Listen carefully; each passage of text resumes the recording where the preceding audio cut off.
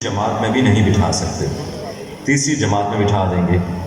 तब अब्बा समेत पूरे ख़ानदान को बच्चे की जहानत का यकीन हुआ। तदरीस का पेशा अच्छा लगता था, लिहाजा 1980 में बलूचिस्तान यूनिवर्सिटी में लेक्चरर बनने के लिए दरख्वास्त दे दी। उसी साल उनकी सिलेक्शन UNDP के एक प्रोजेक्ट में हुई। 6 मार्च 1986 को जामिया बलूचिस्तान ने बतौर लेक्चरर मुलाजमत का मौका दिया तो उन्होंने UNDP के हज़ारों की तनख्वाह छोड़कर शौक़ की बुनियाद पर 900 रुपये माहवार पर उस्ताद बनने का फ़ैसला किया। जामिया बलूचिस्तान से ही कानून की सनद हासिल की।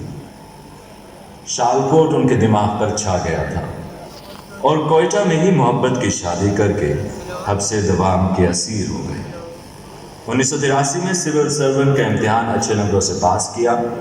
डिस्ट्रिक्ट मैनेजमेंट में पहली तैनाती सिंध में हुई, लेकिन पहाड़ों की ज़मीन की मोहब्बत ने जाने ना दिया और उन्होंने जनरल ज़ियाउल हक से दरख्वास्त की कि खिदमत का पहला मौका बलूचिस्तान में इनायत किया जाए। उन्होंने उम्र और मुलाजमत का एक तवील हिस्सा मस्त तवक्कुली की ज़मीन में गुजारा। 31 साल तक अफसर शाही में खिदमत सर अंजाम देने के बाद 2016 में कुर्सी को खैरबाद कहा। मजहबी घराने के इस चश्मो चराग को अल्लाह ने जहानत के साथ साथ तख्लीकी क़ुव्वत से भी नवाजा। तख्लीकी सलाहियतों का ज़हूर 8वीं जमात में उस वक्त हुआ जब पहला शेर कहा। 1972 में पहली गज़ल और 1973 में पहला अफसाना शाया हुआ। इस तरह कुदरत ने कल्म और कहानी के रिश्ते से उन्हें नवाजा। 1988 में कामत के नाम से शेरी मजमुआ सामने आया। मसरूफ़ इंतज़ामी ओहदों पर रहने के बावजूद आप एक अच्छे ड्रामा निगार भी साबित हुए। 5 मशहूर ड्रामा सीरियल और मुतअद्दिद कहानियों के इस खालिद को PTV ने बेस्ट ड्रामा निगार का अवार्ड साल 1997 और साल 2007 में अता किया। उनके कल्म से जो किताबें तख्लीक हुई उनमें गर्दबाद, मुझे है हुक्म आज़ाम और हर फिराज शामिल हैं। आपने कोयटा के अखबार रोज़नामा मशरिक में बाकायदा कालम निगारी का आगाज़ किया। रोज़नामा जंग, एक्सप्रेस और नवाए वक्त के लिए भी कालम लिखते रहे। मुबाहिसे के मुख्तलिफ प्रोग्राम किए जिनमें 1990 से अब तक बिसात सबसे ज़्यादा मकबूल हुआ। मुख्तलिफ शोज़ में एंकर पर्सन के तौर पर काम का मौका मिला। बोलता पाकिस्तान के नाम से आज न्यूज़ पर उनका शो बेहद मकबूल हुआ। 2015 में उन्होंने बाकायदा शो करना शुरू किया। उनका मौजूदा प्रोग्राम नेओ TV पर हर फिराज के नाम से शौक़ से देखा और सुना जाता है। मुख्तलिफ कम्यूनिटी डेवलपमेंट प्रोग्राम्स का हिस्सा रहे। बलूचिस्तान और पंजाब के कसीर सकाफती माहौल में काम का तजुर्बा भी हासिल रहा। कोयटा में नफ्सियाती समाजी कारकुन के तौर पर शीज़ोफ्रेनिक्स का इलाज और बहाली का रज़ाकाराना काम किया। वो डायरेक्टर समाजी बहबूद भी रहे। ख़वातीन और बच्चों के हुकूक़ की वकालत भी करते रहे। तहकीकी काम के हवाले से मुल्की और गैर मुल्की इदारों और प्रोजेक्ट से मुंसलिक रहे। दयानतदारी, मेहनत और लगन के इस मुजस्सम तस्वीर को आज मुल्क के कोने कोने में हर उम्र के लोगों, ख़ास तौर पर नौजवानों में बेहद पजीराई हासिल है। इस्लामी यूनिवर्सिटी उनकी मेहनत, फ़र्ज़ शनासी और खुलूस को सलाम पेश करती है। आइए रूबरू होते हैं ओरिया मकबूल अब्बासी से, जो दुनिया के लिए ओरिया मकबूल जान है।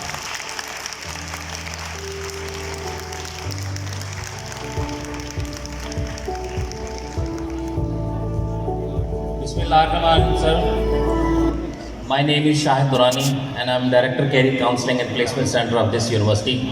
So on behalf of the Honorable Vice Chancellor, Administration, faculties and students, I welcome you to Islamic University of Bahawalpur. मेरा पहला सवाल सर आपसे ये है कि आप माशाल्लाह हालिया गुज़िश्ता चंद हफ्तों में, चंद महीनों में इस्लामिक यूनिवर्सिटी में पहले भी तशरीफ़ ला चुके हैं। बहावलपुर में भी आना जाना रहता है। चंद अल्फाज बहावलपुर, इस्लामिक यूनिवर्सिटी बहावलपुर और इस खूबसूरत कल्चरल फेस्टिवल के बारे में। देखिए, बहावलपुर में जो मेरा पहला ताल्लुक़ बना था वो 2004 में बना था।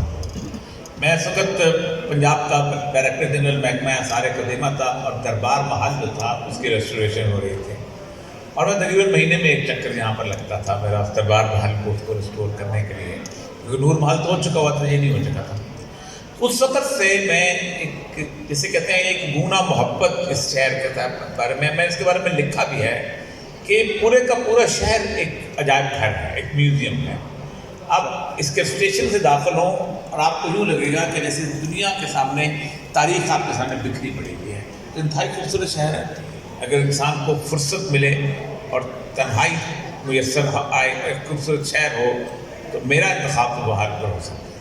چند الفاظ اسلامی یونیورسٹی اور اس کلچر کے بارے یہ تو خیر میں سچی بات یہ ہے کہ جو دور دراز کے لوگ ہوتے ہیں، ہم لوگ بھی بالکل چھوٹے سے شہر سے گجرات سے تعلق رکھتا تھا، وہاں پر لوگوں کی علم کی پیاس جو ہے وہ عام دوسرے شہروں سے بہت بڑے شہروں سے مختلف ہوتی ہے۔ بڑے شہروں میں نا ہوتا یہ ہے کہ ایک کارپوریٹ کلچر ہوتا ہے، کچھ لوگ آئے، سننے والے زیادہ اور سننے والے کم اور سنانے والے زیادہ ہوتے ہیں، آپس میں ہی اس کو گفتگو کر کے وہ چلے جاتے ہیں۔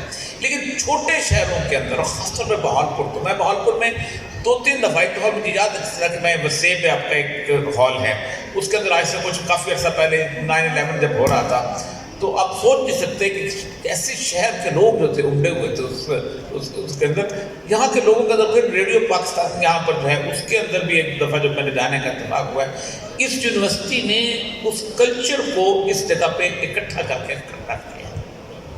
سر، جس اوریہ مقبول کو یہ قوم جانتی ہے، ہم جانتے ہیں، وہ اوریہ مقبول جان ایک سول سرونٹ، ایک ایڈمنسٹریٹر، ایک شاعر، ایک ادیب، ایک لکھاری، ایک جرنلسٹ اور تاریخ دان، ایک علمی شخصیت۔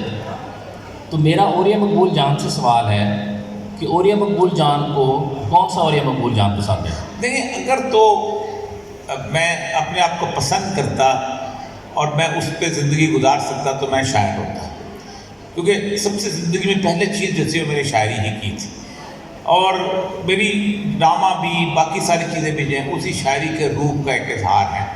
شاعری آپ کو ایک حساس دل دیتی ہے، ایک زندگی کو شاندار طریقے سے محبت سے سوچنے کا ایک جذبہ دیتی ہے۔ تو بنیادی طور پر میں شاعر ہوں اور آخر وقت تک رہوں گا۔ اچھا سر، آپ کی نظر میں کسی معاشرے کو پھلتا پھولتا دیکھنا، اس کو گھٹن سے آزادی دلانے کے لیے کلچر کی اور ادب کی کتنی امپورٹنس ہے؟ کیا ان دونوں چیزوں کی عدم موجودگی سے کوئی معاشرہ گھٹن سے آزادی حاصل کر سکتا ہے؟ دیکھیں، پاکستان جو ہے نا، اس کا کلچر بہت زبردست ہے، لیکن ہمیں اس کے کلچر کے بارے میں اکثر اوقات گمراہ کر دیا جاتا ہے، اس کو ایک بہت مختلف انداز سے ہمیں پیش کیا جاتا ہے۔ میں ایک دفعہ ہندو یونیورسٹی بنارس میں تقریر کر رہا تھا، تو وہاں بھی لوگوں نے گفتگو کی جیسے آج ہمارے یہاں لوگ کرتے ہیں کہ دیکھیں ایک ہنگارہ گنگا جمنی کلچر ہے، ایک ہی طرح کے ہم لوگ ہیں، ایک ہی طرح کی ہماری تہذیب ہے، اور زبان بھی ایک طرح کی ہے، گفتگو بھی ایک طرح کی ہے۔ تو میں نے سے کہا دیکھیں بات سنیں، مسلمان خاص طور پہ سینٹرل ایشیا کے مسلمان اپنے ساتھ ایک کلچر لے کے آیا تھا، اور وہ کلچر برصغیر کا کلچر بنا، سب کچھ ہمارے ساتھ آیا ہے یہاں پر مسلمانوں کے ساتھ۔ نہاری ہم لے کے آئے، کباب ہم لے کے آئے، شامی کباب ہم لے کے آئے، پلاؤ ہم لے کے آئے، بریانی ہم نے، کون سی ایسی چیز ہے کہ جو ہم لے کے نہیں آئے؟ اس کے بعد آگے آ جائیں آپ، لباس میں آپ کے آ جائیں، غرارہ ہم لے کے آئے، شرارہ ہم لے کے آئے، اس کے ساتھ ساتھ شیروانی ہم لے کے آئے، واسکوٹ ہم لے کے آئے، پاجامہ ہم لے کے آئے، یہاں تو ایک آپ کیا ہوتا تھا، ایک انسلی ساڑی اور ایک سلوکار، وہ پھر غزل ہم لے کے آئے، مرثیہ ہم لے کے آئے، ربائی ہم لے کے آئے، یہاں شکرتلہ کا ڈرامہ ہوتا تھا۔ پھر اس کے بعد تمام جتنے بھی آرٹ کے ورک ہیں، آپ مربت کاری دیکھ لیں، آپ مینا کاری دیکھ لیں، آپ یہ مینار دیکھ لیں، آپ گنبد دیکھ لیں، تمام تر آرکیولوجیکل جتنی بھی چیزیں مسلمانوں کے ساتھ، ورنہ ایک تو کونی مندر ہوتا تھا، اس کے ساتھ دیکھتے تھے۔ ہمارے پاس بلوچستان کے اسٹوڈنٹس بھی پڑھ رہے ہیں، KPK سے بھی ہیں، ہر زبان بولنے والے بھی ہیں، ایون گلگت بلتستان بھی ہیں۔ تو بلوچستان کا جو کلچر ہے اس کو آپ نے قریب سے دیکھا، اس سوسائٹی کی کچھ چند ایک چیزیں شیئر کریں ہم سے، اور اپنی یادیں شیئر کریں۔ 2-3 چیزیں بڑی اہم ہیں۔ میں نے خاص طور پہ سے جانا تھا، میں پنجاب سے ڈومیسائل تھا، لیکن میں نے بلوچستان آپٹ کیا تھا۔ اس کی بنیادی وجہ یہ تھی کہ بلوچستان میں جو ایگیلیٹیرین سوسائٹی ہوتی ہے نا، جو ٹرائبل سوسائٹی ہوتی ہے، وہ اس نے ایک لفظ استعمال تھا سیالی۔ سیالی میں نواب کا بھی خون وہی ہے، بگٹی خون ہے، اور ایک عام آدمی کا بھی خون بگٹی خون۔ ہمارے دوست مستصر سے وہ ایک دفعہ ایک کنگ پلیئر کا انٹرویو کر رہے تھے، تو اس نے پوچھا کہ آپ کیا کرتے ہیں اس کے علاوہ؟ تو اس نے کہا میں ذمہ دار ہوں۔ ان کو یقین نہیں آیا کہ ذمہ دارہ بھی کر سکتا ہے، تو ان کے یہاں تو ذمہ دار سے جاٹ کرتا ہے، لیکن بلوچستان کے اندر یہ صورتحال نہیں تھی۔ پھر بلوچستان کے اندر جو ٹرائبل سوسائٹی ہوتی ہے، اس کے اندر کھلا منافقت بالکل نہیں۔ اقبال نے کہا نا، فطرت کے مقاصد کی کرتا ہے نگہبانی، یا بندہ صحرائی یا مرد کوہستانی، اور ایگزیکٹلی وہی بلوچستان کے اندر۔ اور اس بلوچستان کے اندر میں نے دیکھا ہے کہ اگر وہ آپ سے ناخوش ہیں تو بڑے کھل کے کہہ دیں صاحب آپ ہم کو پسند نہیں ہیں، اور اگر آپ سے خوش ہیں تو بڑے آرام سے کہیں گے کہ میرے دونوں بیٹے ہیں، یہ تم پہ قربان ہے، بے شک جہاں لے جاؤ، جہاں چاہے لے جاؤ۔ یہ والی صورتحال۔ میں چاغی میں تھا ڈپٹی کمشنر 1997 میں، اور چاغی میں آپ سوچیں کہ میں نہ ان کی زبان بولتا تھا، نہ میں ان کے علاقے سے تعلق رکھتا تھا، نہ میں بلوچ تھا، ایک پنجابی دور سے آیا ہوا۔ میرا ٹرانسفر ہو گیا چاغی میں۔ آپ سوچیں 3 دن انہوں نے چاغی کے بازار بند رکھے، ایک دن انہوں نے RCD ہائی وے بلاک کیا، اور اختر وینگل سے کو میرا ٹرانسفر جو تھا وہ واپس کرنا پڑا۔ تو یہ محبتیں ہیں، یہ کسی اور جگہ پہ نہیں۔ زبردست۔ اچھا سر، یوتھ آپ کے سامنے بیٹھی ہے، یوتھ سے آپ کا انٹریکشن رہتا ہے۔ آج کل کے گلوبل ورلڈ کے اندر جہاں پہ ڈیجیٹلائزیشن ہے، ٹیکنالوجی ہے، اب یہ یوتھ جو ہے بہت ولنریبل بھی ہو گئی ہے۔ اب یوتھ کو ہو سکتا ہے آج سے کچھ 2 دہائیاں پہلے والے معاملات جو کہ قباحتیں تھیں، وہ ہو سکتا ہے آج ان کو زیادہ سامنا کرنا پڑ رہا ہے۔ آپ سمجھتے ہیں کہ آج کی یوتھ جو ہے ولنریبل ہے، چاہے ہماری یوتھ ہو پاکستان کی یا ویسے عمومی طور پہ، اس ٹیکنالوجی کے دور میں، گلوبلائزیشن کے دور میں ولنریبل ہے، ان کو خطرات لاحق ہیں؟ دیکھیں، دنیا پوری کی یوتھ صرف پاکستان کی نہیں ہے۔ اقبال نے کہا تھا کہ خرد کے پاس خبر کے سوا کچھ اور نہیں، اور تلا علاج نظر کے سوا کچھ اور نہیں۔ ہم ایج آف انفارمیشن میں زندہ ہیں، خبر میں، ایج آف نالج میں نہیں ہے۔ ہمارے پاس انفارمیشن ہے کہ دنیا میں یہ ہو رہا ہے، دنیا میں یہ ہو رہا ہے، یہ بن رہا ہے، یہ اٹھ رہا ہے، یہ چل رہا ہے، پھٹ رہا ہے۔ علم ہوتا ہے کہ جو آپ کے اندر ریفائنمنٹ پیدا کرتا ہے۔ انفارمیشن ہوتی ہے کہ جو آپ کو متذبذب کر دیتی ہے، آپ کو پریشان کر دیتی ہے، آپ سمجھتے ہیں کہ یہاں یہ ہو رہا ہے، یہاں کیوں نہیں ہو رہا، اس جگہ کوئی چیختی دھاڑتی چیز ہوتی ہے انفارمیشن۔ لیکن علم کیا ہوتا ہے؟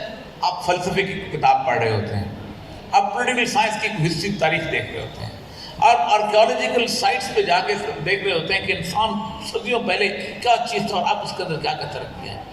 آپ مختلف قسم کے سوالات کے جواب دے رہے ہوتے ہیں، یہ ہوتا ہے علم۔ جدید تہذیب جو ہے جوابات نہیں دے رہی۔ سوسائٹی اس حد تک تباہ و برباد ہو چکی ہوئی ہے کہ یورپ کا معاشرہ جو ہے، آپ خود سوچیں، صرف اس بنیاد پر زندہ ہے کہ جو ایک معاشرے کے اندر 100% لوگ جو ہیں وہ ایک خاص ویلیو ڈٹرمن کریں گے۔ اگر وہ کل سے کہتے ہیں کہ جھوٹ بولنا جائز ہے تو وہ جائز ہے، وہ کہتے ہیں کہ سچ بولنا غلط ہے تو غلط ہے۔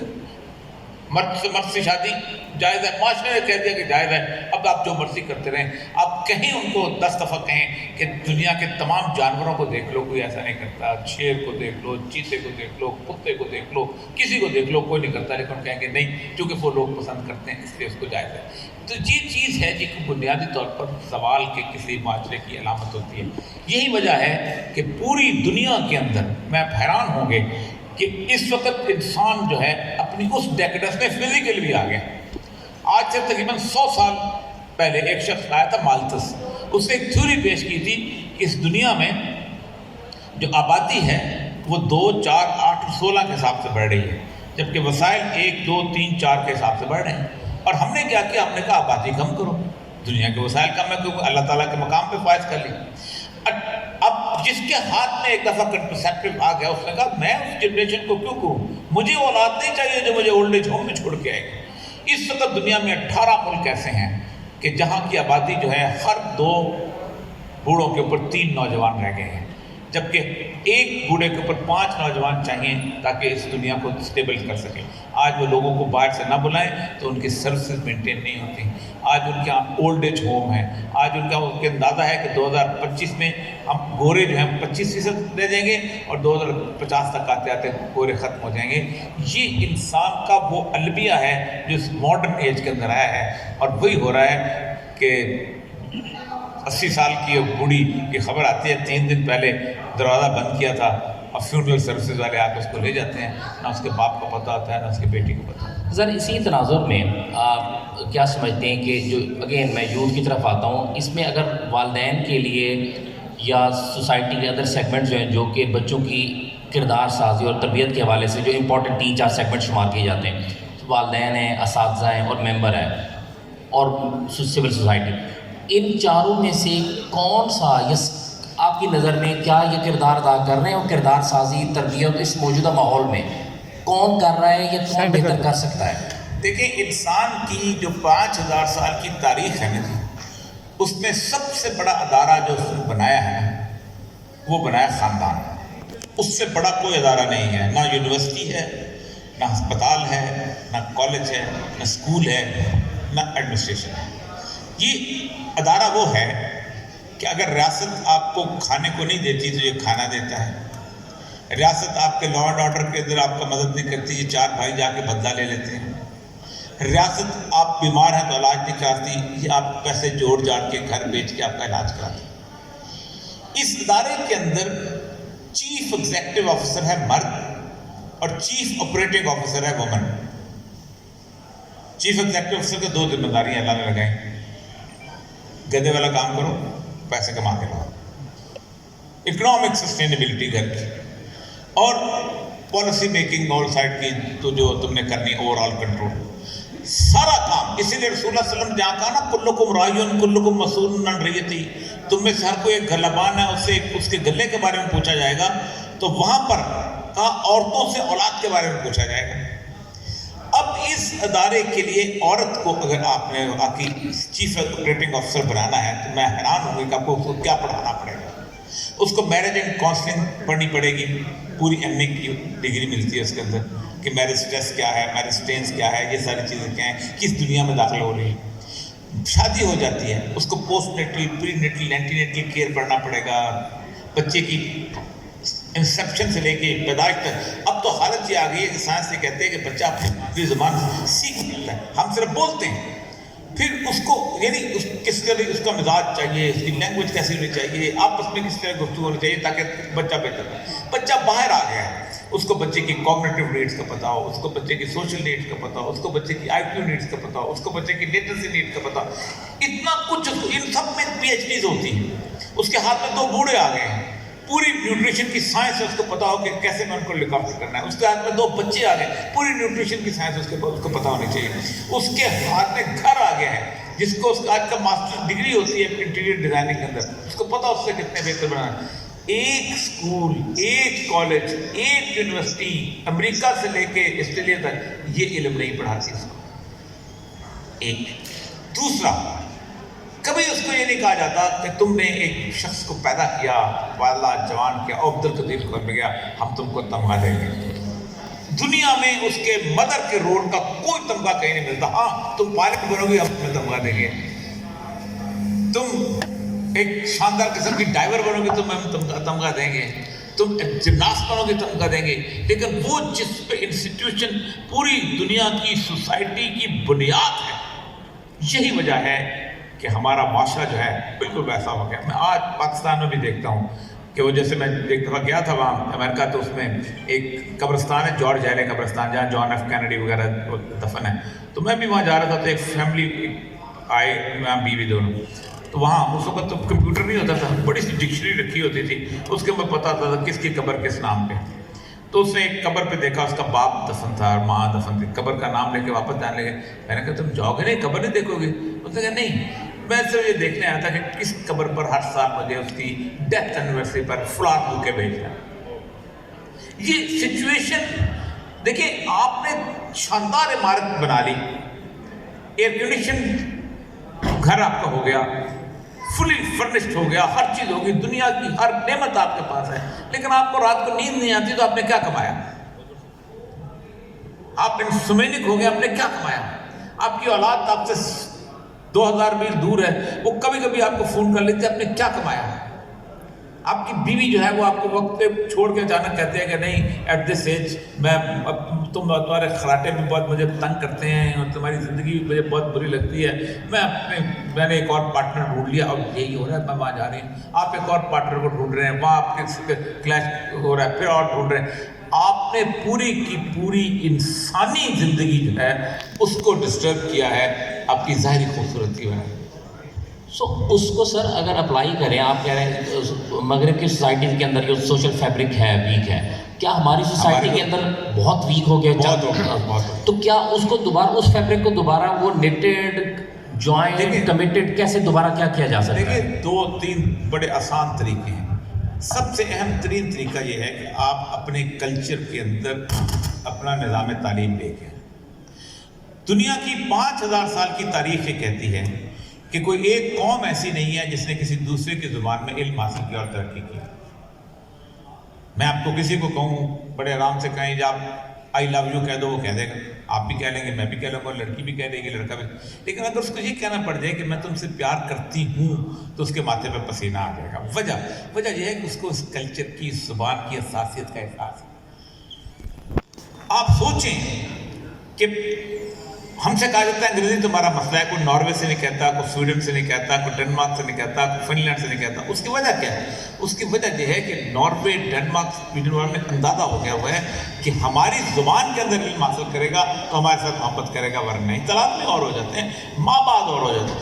اب اس صورتحال کے اندر ہمارا تعلق ہی ختم ہو چکا ہوا ہے اس چیز کے ساتھ۔ ہمارا بچہ جو ہے نا، وہ دیکھیں یہ بچہ ہوتا ہے نا، اس کے دماغ کا جو ہوتا ہے، اس کے وال ہوتی ہے، اس وال پہ پینٹنگ بنتی ہے بچپن میں، اس وال پہ جو بنائیں گے وہ بن جائے گی۔ اب وہ پینٹنگ کیا بنتی ہے؟ My summer wine is made of all these things, strawberries, cherries and so. اس پینٹنگ کون سے بنتی ہے؟ سنڈریلا۔ وہ پینٹنگ کون سے بنتی ہے؟ سیون ڈوارف اور سنو وائٹ۔ وہ اس کے ہاں چرچ بیل ٹالز ہوتی ہیں، اس کے ہاں جو کہانی پڑھتا ہے وہ مسجد کی اذان نہیں ہوتی، وہ چکی کی گرگر نہیں ہوتی، وہ بیلوں کی گھنٹیاں نہیں ہوتی۔ یہی وجہ ہے کہ جب میں گھر بیچ کے، گاڑی بیچ کے، زمین بیچ کے اس کو انگلینڈ بھیجتا ہوں تو جیسے وہ ایتھرو پہ اٹھتا ہے وہ کہتا ہے میں اب اپنے خوابوں کی دنیا میں واپس آ گیا ہوں، اور وہاں سے وہ خط لکھتا ہے تعلیم مکمل کرنے کے بعد باپ کو کہ جو علم میں نے حاصل کیا ہے اس کی پاکستان میں کوئی گنجائش نہیں، میں یہی رہنا چاہتا ہوں۔ ہم اپنے بچوں کو پال رہے ہیں۔ المیہ سر، اچھا سر آتے ہیں نیکسٹ اسٹیج کے اوپر۔ یہ بچے جو عمومی طور پہ ہمارے معاشرے کے اندر ایک اور رجحان پایا جاتا ہے، ہمارا مذہب ٹالرنس سکھاتا ہے، برداشت۔ ہمارے معاشرے کے اندر جو اختلاف رائے تو چلو ٹھیک ہے، ایک ہیلدی ایک حد تک ہو تو اختلاف رائے معاشرے کے اندر ہونا چاہیے۔ جب اختلاف رائے ایک ایسی حدود کو چھونا شروع کر دے جو وہ پولرائزیشن کی طرف بڑھ جائے، تو ابھی ہماری سوسائٹی ویزیبل انداز میں ایک پولرائز سوسائٹی بن گئی ہے گزشتہ چند مہینوں اور سالوں کو آپ اگر دیکھیں تو اس کو کس نظر سے دیکھتے ہیں آپ، یا اس کا کیا علاج تجویز کرتے ہیں، یا کیا ہیلدی سائن ہے یا اس کو رکنا چاہیے؟ یہ پولرائزیشن کب ہوئی؟ میں جب بچہ تھا تو پورے ملک میں کہیں کہیں شیعہ سنی فساد ہوتا تھا۔ وہ بھائی ایک کا دکا، میں یاد ہے 61 میں جنگ میں ایک فساد ہوا تھا، پورے ملک کو پتہ چل گیا تھا کہ وہاں فساد ہوا ہے، پھر اس پر 1930 میں پہلا فساد ہوا تھا شیعہ سنی، جبکہ ہمایوں کے زمانے سے تشیع جو ہے یہاں پر آئے ہیں۔ کیوں ہوا؟ سب سے پہلے ہمارا مولوی تقریر کرتا تھا، شیعہ یہ کہتے ہیں، شیعہ مولوی کہتا تھا یہ کہتے ہیں۔ پھر ہمارے مولویوں کی کیسٹیں آ گئیں، ہم نے گھر بیٹھ کے مولوی گھر بلایا، آپ سے کہا وہ اپنے مولوی کو سنو، تمہارا مولوی یہ فضول بکواس کرتا تھا۔ پھر ہم نے اس کی کیسٹوں سے بعد ہم نے سیڈیاں آ گئی، پھر ہم نے سیڈیاں سنی، پھر ہمارے موبائل میں مولوی آ گیا، اور دوسرے کا مولوی آ گیا، اس نے کہا کہ تمہارے بڑوں کو یہ گالی دے رہا ہے، اس نے تمہارے بڑوں کو یہ گالی دے رہا ہے۔ تو ہم نے اپنے تعصب کو ایگریویٹ کیا، بڑھایا اس موبائل کی وجہ سے۔ ہمارے یہاں ٹینشن کیوں ہے؟ پاکستان میں 15 دن کے لیے ٹی وی چینل بند کر دیجیے، آدھی ٹینشن ختم ہو جائے گی۔ اس لیے کہ ٹی وی چینل بنیادی طور پہ بنے ہی لوگوں کو ٹینشن دینے کے لیے۔ تو آپ دیکھیں یورپ میں آپ چلے جائیں، آپ کو کسی گھر کے اندر ٹی وی چلتا ہوا نظر نہیں آئے گا، اپنے وہ خاص موقع پہ کوئی شو دیکھتے ہیں، شو دیکھ کے پھر سو جاتے ہیں۔ لیکن ہمارے ہاں تو مسئلہ یہ ہے، کہیں پر آپ BBC دیکھیں، مہینے میں ایک ٹاک شو ہوتا ہے، ہمارے یہاں ایک چینل پہ 3 ٹاک شو ہوتے ہیں، 81 چینل ہمارے۔ تو یہ بیسیکلی میڈیا کا مسئلہ ہے۔ تو اس میں سر ریلیجیس پولرائزیشن کیا وہ اثر ڈالتی ہے آپ کی پولیٹیکل پولرائزیشن سوسائٹی؟ آپ ریلیس دیکھیں میرے پاس ہے، ہم نے ایک دفعہ ان تمام علماء کو بلایا محرم میں گورنر ہاؤس میں، اور وہ سارے آغا جان کیا حال چال ہیں، وہ اس کو گلے مل رہا ہے، وہ اس کو گلے مل رہا ہے. وہ میں نے لائیو، میں سیکٹری انفارمیشن تھا، میں نے وہ لائیو نشر کرا دیا. یہ مجھ سے لڑ پڑے، آپ نے لائیو کیسے کیا؟ کیونکہ لوگوں کے سامنے تو ان کے مسئلے اور ہوتے ہیں. تو بنیادی طور پر اگر ہم مولوی کو اس جگہ پہ کہیں کہ اپنے حساب سے اس کے ریسٹرکٹ کریں اور ریلیجیس پروگرامز کو کنٹرول کریں یہاں پر، تو ٹھیک ہو سکتا ہے. اس طرح اگر ہم ان کو کنٹرول کریں سیاسی پروگراموں کو بھی ٹھیک ہو. آپ کے سیاسی پروگراموں میں کیا ملتا ہے؟ آپ مجھے کوئی بتائے کہ پاکستان میں اس نے کون سا ٹی وی پروگرام دیکھ کے کہا ہوگا کہ پاکستان کی اکنامک پالیسی ایسی ہونی چاہیے، جب پاکستان کی کلچرل پالیسی ایسی ہونی چاہیے، جب پاکستان کا ایجوکیشن سسٹم ایسا. کوئی ٹی وی پروگرام ایک ڈھنگ کی بات نہیں بتاتا کہ اس نے یہ کرنا ہے یہ کرنا ہے. سو اس کا بتایا تم گندے ہو، تمہاری حکومت گندی ہے، تمہاری اپوزیشن گندی ہے، تمہارا فلاں گندا ہے. ہم نے پازیٹیو سوچنے کے اوپر کبھی داد ہی نہیں دی. یہ ہمارا بھی قصور ہے. آپ کہیں نا کہ ڈپٹی کمشنر بہت اچھا آدمی تھا، کہیں گے چمچا ہے یہ پیسے دیے اس نے. آپ کہیں گے ڈپٹی کمشنر رشوت لیتا ہے، کیا صافی ہے. اللہ تعالیٰ نے اس کو کیا عزت تو دیا ہے، حکمت دیا، طاقت دی. Sir towards the end of the discussion میں چاہوں گا کہ آپ کی رائے تعلیم کے اوپر اور ہائر ایجوکیشن انسٹیٹیوشن جہاں پہ ہم بیٹھے ہوئے ہیں، یونیورسٹیز ہائر ایجوکیشن انسٹیٹیوشنس کا ایک at the top of the leader ہوتے ہیں پیرامڈ کے.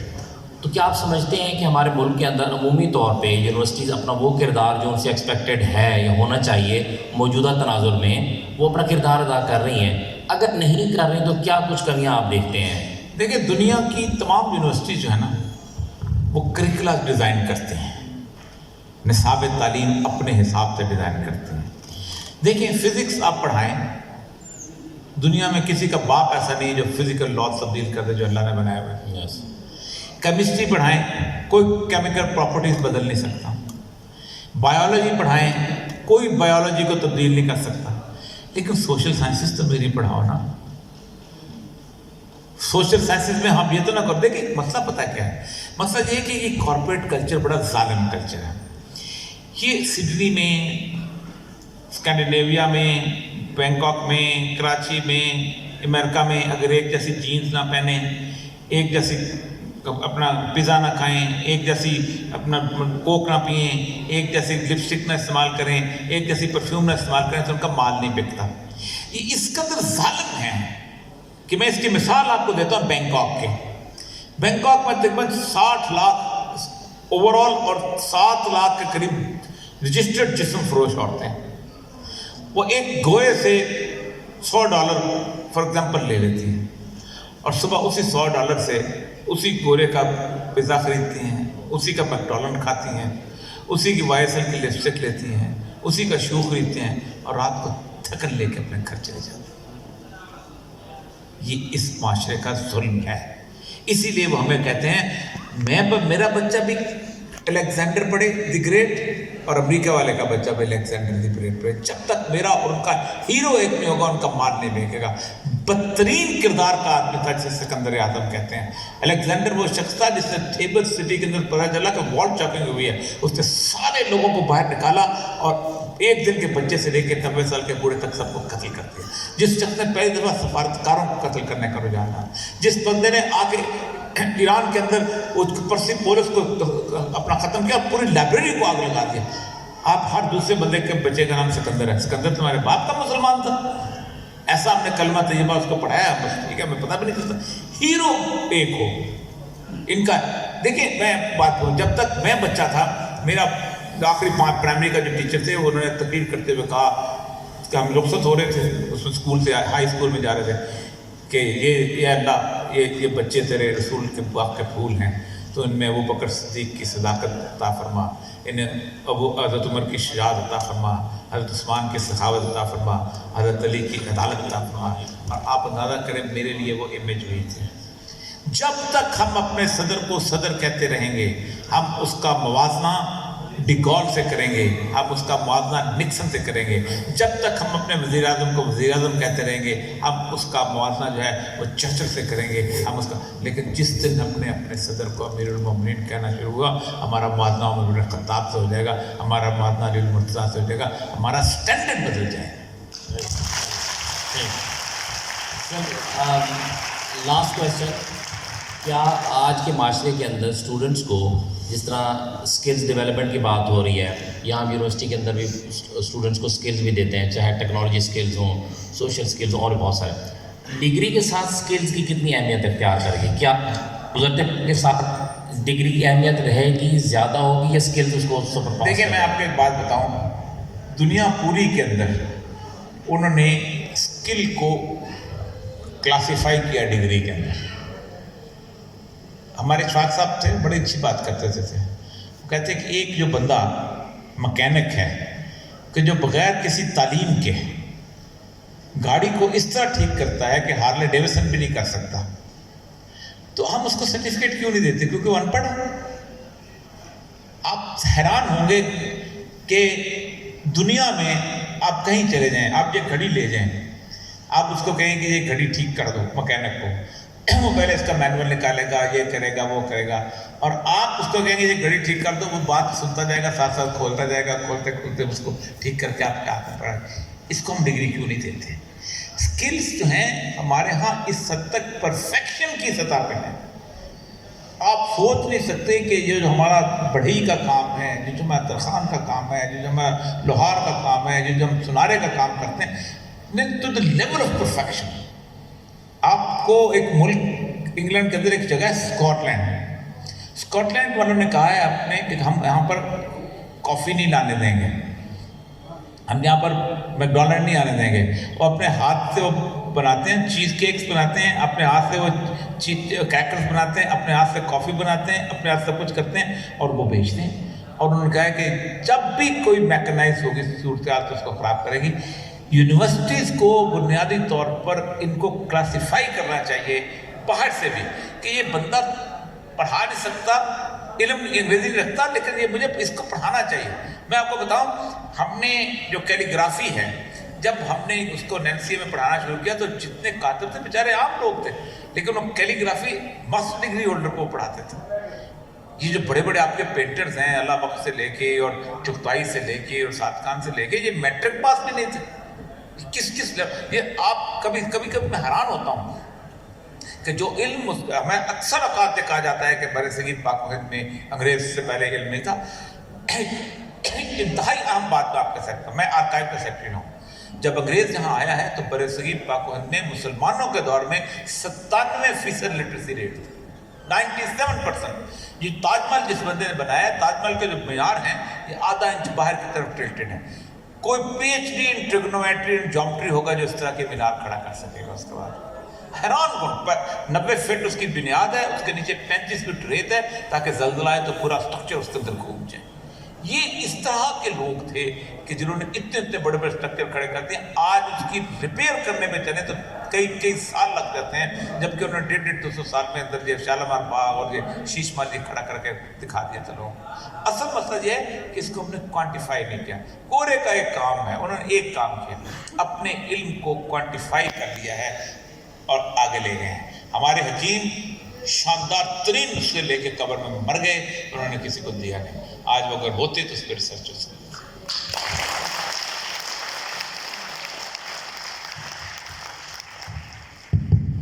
اچھا سر، وقت کی تنگی آڑے آتی ہے، آپ کے ساتھ گفتگو کرتے وقت کا احساس نہیں ہوتا، گھنٹے بھی کافی کم ہیں۔ ایک تو میں شکر گزار ہوں ڈاکٹر جام سجاد یہاں بیٹھے ہیں، آپ کا ہمیں ویسے بھی شکریہ ادا کرنا ہے کہ آپ کی آمد متوقع نہیں تھی، کیونکہ کل آپ کی طبیعت خراب تھی۔ آپ نے you made it to the university, great job sir. Again تالیوں میں بتا دیں کہ جی میں ریکویسٹ کروں گا ہمارے رجسٹرار پروفیسر ڈاکٹر، اچھا سر پوئٹری کی ہوا ہے، ہمارے رجسٹرار صاحب کی فرمائش ہے کہ اچھا وہ پہلو جو ابھی آپ کی اوور آل پرسنالٹی میں سب سے کم نمایاں ہے اور آپ کو سب سے زیادہ پسند ہے، وہ شاعری ہے آپ کی، تو وہ ہمارے رجسٹرار صاحب کی خواہش پہ میں ایک نظم سناتا ہوں۔ حالات آج کل اتنے ڈپریسڈ ہیں، اس لیے مجھے کوئی رومانٹک نظم سنانے کی جی نہیں چاہ رہا، ورنہ بہت لکھے ہوں۔ اس نظم کا عنوان ہے ہجرت کا نوحہ۔ ہجرت بھی عجب اب کے مکینوں سے ہوئی ہے، ہجرت بھی عجب اب کے مکینوں سے ہوئی ہے، جس شہر میں رہتے تھے وہی شہر ہے اب تک، جس گھر میں بسیرا تھا وہی اب ہے ٹھکانہ، जिस छत की दुआ मांगते रहते थे सभी लोग, अब तक है सरों पर उसी छतनार का साया। फिर भी कोई हिजरत है कि चेहरों पे सजी है, हर आंख में घर लौट के जाने की पड़ी है। फिर भी कोई हिजरत है कि चेहरों पे सजी है, हर आंख में घर लौट के जाने की पड़ी है। कल घर जिसे कहते थे पड़ाव है कोई, अब इस एक छत जो अमा देती थी अब खौफ नशा है। यारों का ठिकाना नहीं मिलता है किसी को, बातें सभी अपनों की, बातें सभी अखियार की यारों की ज़ुबान हैं, आंखें सभी अपनों की मगर शोला फशा हैं। दिल यूं तो धड़कते हैं सुनाई नहीं देते, इस शहर को अब अश्क दिखाई नहीं देते। इस शहर दिल यूं तो धड़कते हैं सुनाई नहीं देते, इस शहर को अब अश्क दिखाई नहीं देते। एक काफिले दरबदरां अपने ही घर में, हिजरत का समा चारों तरफ खौफ नगर में। बेघर हैं गरीबुल वतनी सब पे पड़ी है, बेसमत मसाफत की घड़ी आन खड़ी है। चेहरे कहीं अपनों के दिखाई नहीं देते, दीवारों दर अपने थे सुझाई नहीं देते। क्या लोग हैं इस दुख की दुहाई नहीं देते। बहुत आला, बहुत आला।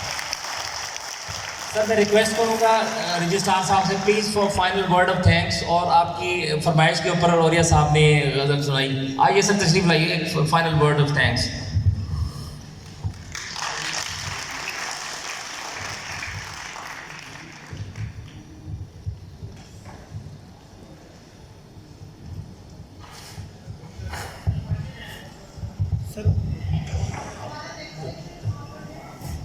वहाँ बेटा क्वेश्चन आंसर वहाँ पे है। सर क्वेश्चन है। बिस्मिल्लाहिर्रहमानिर्रहीम।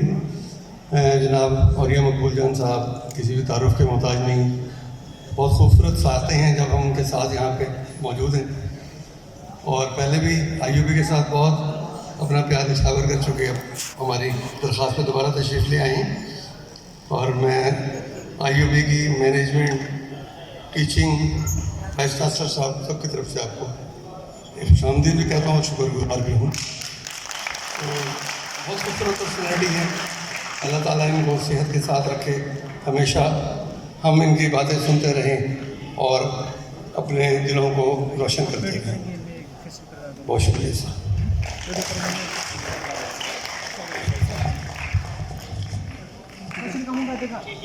क्वेश्चन का मौका देगा। नहीं यार वो उधर बासिया कैंप में जा रहे हैं, बासिया जा रहे हैं। वो मिल सकते हैं। हाँ बाहर आ जाए, इधर नहीं बाहर।